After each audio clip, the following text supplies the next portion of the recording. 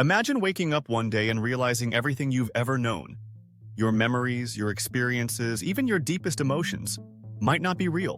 What if the world around you, the people you love, the very air you breathe, were nothing more than a highly advanced computer simulation?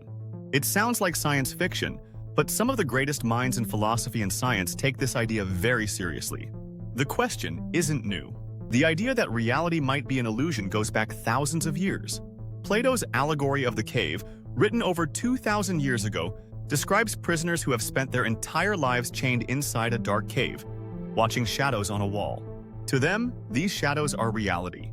They don't know that an entire world exists outside. Now, take that concept and apply it to our modern world. Could we be living inside a cave of our own, only instead of shadows? We see digital illusions generated by some advanced civilization. One of the most famous arguments for this idea comes from philosopher Bostrom. He suggested that if any civilization ever becomes advanced enough to run realistic simulations of conscious beings, then the number of simulated minds would eventually outnumber real ones. If that's the case, statistically speaking, we're far more likely to be inside a simulation than outside it. In other words, if a simulation like ours is possible, it's probably already happened. Now, you might think, well, if we were in a simulation, wouldn't we notice? Not necessarily. Think about video games today. The earliest games were just simple dots on a screen.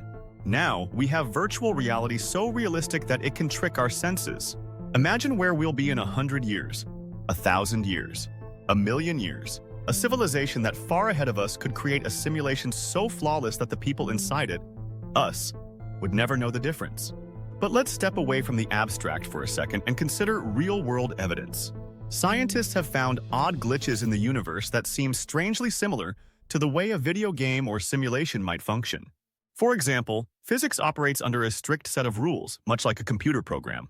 Quantum mechanics has shown that at a fundamental level, particles don't behave as we expect. They exist in multiple states until they're observed, just like pixels in a game only render when a player looks at them. Could this be the sign of a computational process running in the background? And then there's the speed of light. In all our studies, we've never observed anything moving faster than light. What if, instead of a physical law, this is a limit built into the simulation, like a frame rate cap in a video game? Even more interesting, some researchers have discovered patterns in the cosmic microwave background radiation, the leftover energy from the Big Bang, that oddly resemble computer code. In fact, the physicist James Gates found something eerily similar to error-correcting codes, the same kind used in modern computers, embedded in the equations of string theory. Now, here's the part that really messes with your head. If we are living in a simulation, what does that mean for us? Does it mean our choices don't matter? That life is meaningless? Actually, it might mean the opposite. If someone, whether it's an advanced civilization or even a being we might call God, went through the effort to create this reality, then maybe there's a purpose behind it.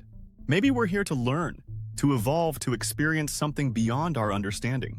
Of course, the simulation hypothesis isn't universally accepted. Many scientists argue that it's impossible to prove, and without direct evidence, it remains just an interesting thought experiment.